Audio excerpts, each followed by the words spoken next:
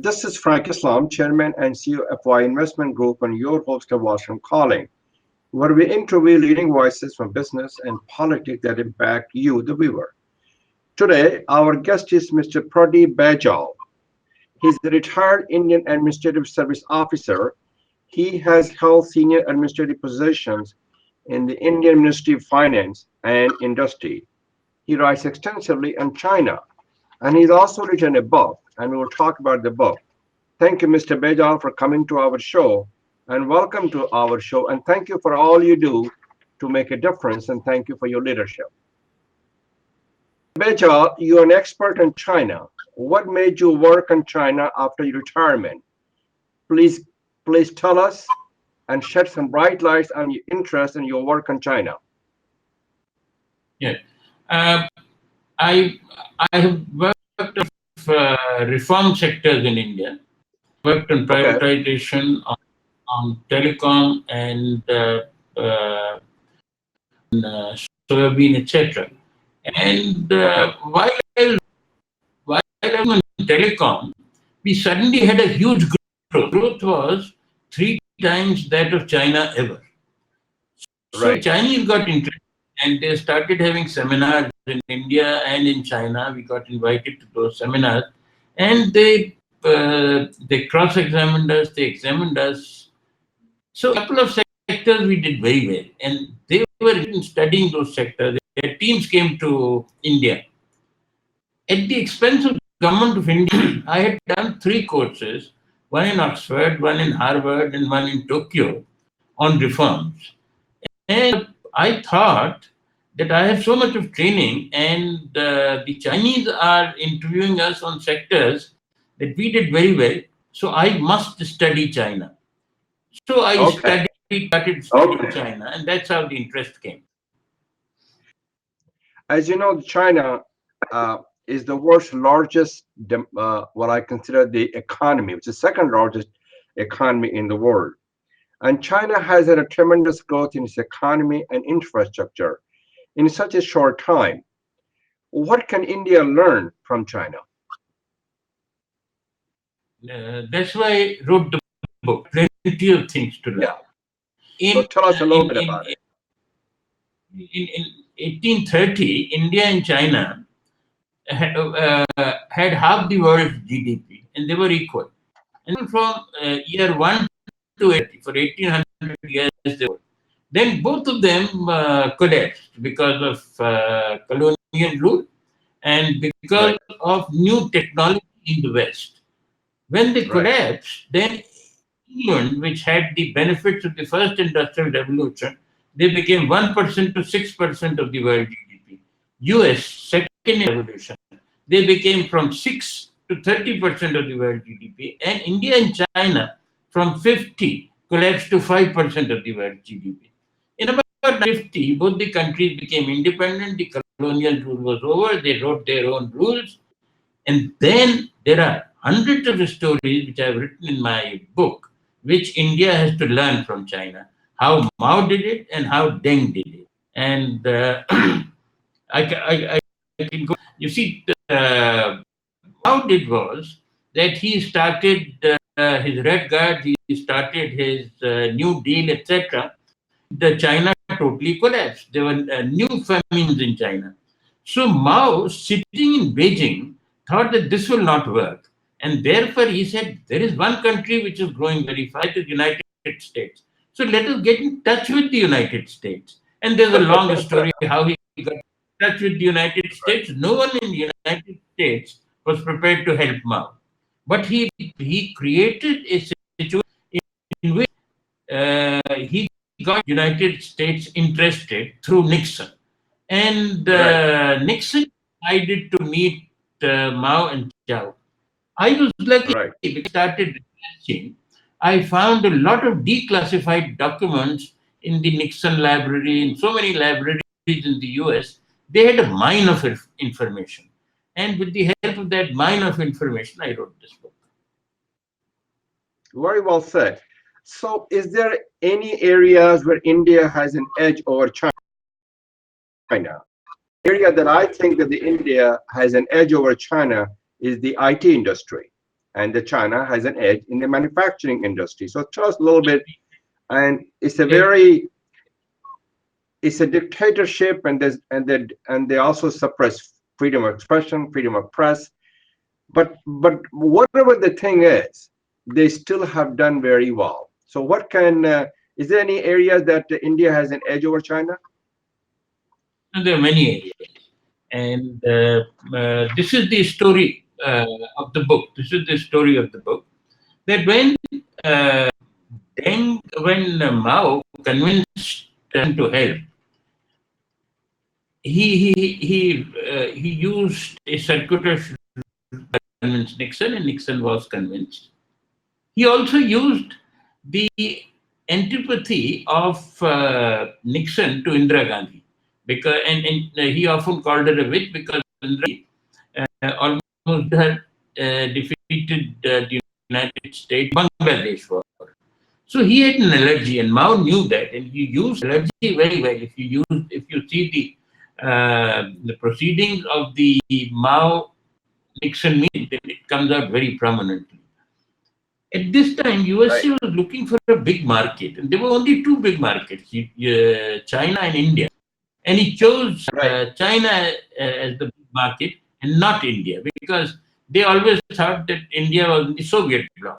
India was in the Oh, Soviet bloc, kind of, and therefore they had 3% growth of a system that Russia had. So he chose the United States. And United States helped him so much. As a fact, Deng created circumstances in which United States helped him all the time. And not only Nixon, the seven presidents after Nixon, everyone helped, and Deng created a situation that United States thought that they were working in their own interest by creating this huge monolith of China. When the issue of democracy came, Deng was able to convince Nixon and later presidents that if we bring democracy, then China will collapse. Like Russia had collapsed earlier, because Gorbachev and Yeltsin had brought mhm. democracy too soon, and the great Russian Empire was out of control, and there Right. you had all states breaking up and all countries breaking up, etc. For which Deng later called Gorbachev an idiot. Now, so in the strength of the party, control China as they used to, but from the Communist Party, he meritocracy in China in a very ruthless manner. Now, all that led to the Tiananmen agitation. Now, Tiananmen agitation also, the literature says that Tiananmen agitation was planned by CIA. Now, why was it planned by CIA? Planned by CIA because the original aim was democracy in China. And when the Inca went up slightly, there were Muslim tendencies in China, and everyone started asking for more freedom, more independence. And I've seen photographs where young Chinese are doing Statue of Liberty in plaster of Paris. Peaceful agitation which was going on, agitation would become uncontrollable. And Right. not the prime minister, not the chief executive, he was the defense minister. So And he so basically planned what you're saying, Mr. Bejal, political. that China should be grateful to America, and America provided the innovation and also the entrepreneurship and also made what China is today. Correct? But let me complete this. Okay. He knew that Tiananmen agitation was a danger to him. So he Right. planned for that mass killing in Tiananmen, and there is enough evidence which I have given in the book that he planned this. And he killed 30,000 people. Initially, they said that 200 people were killed. Now, when he came agitation, the entire country was in fear, and his plan of having a regimented system work. By the time, but then income of China per capita started rising, and gradually everyone forgot Tiananmen Square to the extent that Tiananmen Square, the Politburo in China wanted to punish Deng for doing Tiananmen Square, but Deng was so that he got a letter written. Mind my words, he got a letter written by George Bush, Bush Senior, that Bush Senior sympathizes with what Deng had to do. But he said, I will not support you openly. If that were so, why did he write a letter? So all this led the regimented China going forward, and then the corporates in the United States are very thrilled. They brought all their factories to China because the China. regimented system Right. and made all the profits. How Right. the system conquered the world. So, so the question, Mr. Baijal, is: can India take advantage of U.S.-China trade war? Do you think India has missed the bus? See, India has not missed the bus. India was too committed to democracy, and therefore it has not missed the bus. I have read Tarun Khanna of Harvard manipulated the production system, and between 2005 and 2015, in 2015, China was 5 times India. It used to be the same level. It used to be the same level in 2000. Read the BRICS report. BRICS report says and China are in the same league. But then by 2015, China became 5 times India and was equal to United States in PPP terms. Right. So there was such a big revolution, which was funded, financed, and supported by the United States. I have not understood why they funded, financed, and supported another country. They supported another country to overtake them. Normally, countries fight wars to prevent this. But why did the USA support China? I have not fully understood, even after writing the book. So, what can India do in terms of reforming and deregulation of the retail industry, energy sector, and insurance to attract the manufacturing business from the United States and take advantage of U.S.-China trade war? India needs to have a good infrastructure, and they don't have good infrastructure to create jobs, as well as bring the business from China because from United States. Yes, I told you that India is a very democracy. And I was in the power sector for 7 years trying to do the power reform, and I was not able to. And perhaps that was the reason that I did telecom reforms very well, that I didn't repeat Okay. the mistakes in the power sector. But India did not complete the reform cycle. Whenever the reform cycle came, crony capitalism took over. The present government is trying to deal with crony capitalism first. So therefore, in real reforms, it is going slowly. Two, it is also looking at the Chinese model. Now, if we look at the Chinese model, then we will start a controlled democracy. So there are many debates going on. But first of all, the present Prime Minister is trying to deal with crony capitalism. That doesn't come in here again. As far as democracy is concerned, you have it. As far as Right. reforms are concerned, you have to be far more aggressive on reforms. And Very there well are said. no systems you can see where with this kind of democracy countries have gone forward. So Can we change the subject, Mr. Bejal, and tell us a little bit what India must do to make use of the opportunities when it comes to Industrial Revolution 4.0 and 5.0? Tell us what is Revolution 4.0 and 5.0 are. you see, I have said in the book that both Right. India and China is growing after Industrial Revolution 3. Till Industrial Revolution 1 and 2, it was a monopoly of the West. When Industrial Revolution 3 came, Right. Then you had entire world connected by the wire or wireless, and you Right. had globalization coming. So globalization coming in and connected world coming in, the technology of IR, the communication technology, that could not remain a monopoly of the West. So though the technology was discovered in the West, it was taken over by India very fast. China, it also got taken over because the United States gave the technology and knowledge to China to develop that technology. And the result was that in Industrial Revolution 3, China grew very fast. China grew so many times, and Right. India grew slowly because the technology was not a monopoly of the West. Now you come to Industrial Revolution 4 and Industrial Revolution 5. Industrial Revolution Right. 4 is so many new technologies where machines talk to machines, where Uber and Ola are run, where there are so many technologies.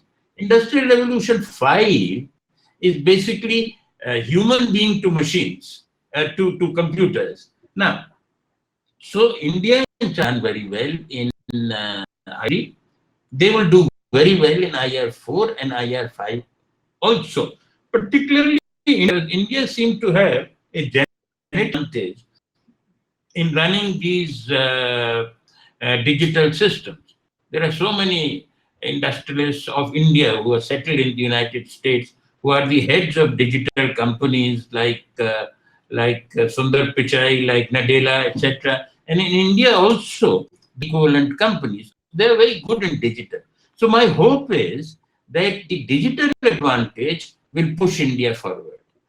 Now, Okay. India has already made the networks for using the digital advantage. Now the question is, how much of help do countries like USA, the countries like Israel give to India to develop the digital systems, to develop IR4, to develop IR5?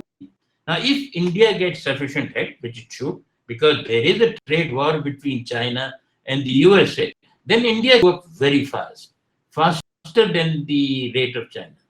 And like we did in telecom, we were far behind the West in telecom. But once we improved our regulations in 2003, 2004, we went to a rate of growth in mobile telecom which was three times that of China. And that is why the Chinese teams started coming to India. So we have a natural advantage in IR4 and IR5. We have to we have to implement that advantage, and that is what I have prescribed in the book. And they have to take India has to take advantage of the tariff war between the United States and China.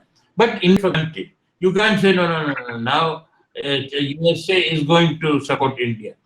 USA supports the country where USA's self-interests are involved. USA was made to believe by Deng that it paid the USA to support China. Now, the story will have to be broken by the Indian leadership. And that is So, already broken after so Trump right. has I made many statements. Right. right. My question, my last question, Mr. Bajal, is, as you know, India's economy is in a downturn. India has the highest unemployment rate. It has the lowest GDP growth. What reforms are needed to put India on a growth path? There have to be effective reforms. Now, Okay. the path of effective reforms uh, today in different sectors, there have to be very teams, there has to be very educated input from advanced countries. I do remember that in the last phase, we had taken a lot of advice from a number of people when we were planning or when we were implementing IR3. Now, for IR4 and IR5 also, we have to take help of these advanced, and we have to convince these advanced countries like USA, like many countries in the West, that it is in their advantage to help India, because India is the only country which has the strength equivalent to China, at least in number, at least in area, and at least in intellect. Of course, China has invested a huge amount in IR4, in IR3 and IR4, but there are many distinct disadvantages of China today. The first disadvantage is that China has started producing 80% of the world's each area of the economy. The National Plan 2025 plans to overproduce even by giving subsidies in a number of new generations. Now, you're aware that this is not permitted in WTO rules, which means that WTO rules have to be very effectively implemented. I have gone through the WTO report prepared by the United States, criticizes China a lot, but we are not taking any action. China is trying Right. to take, for instance, BRI. China is constructing roads to many countries so that it can reach the markets. It is trying to develop markets, follows its manufacturing. Now, all these things are unnatural.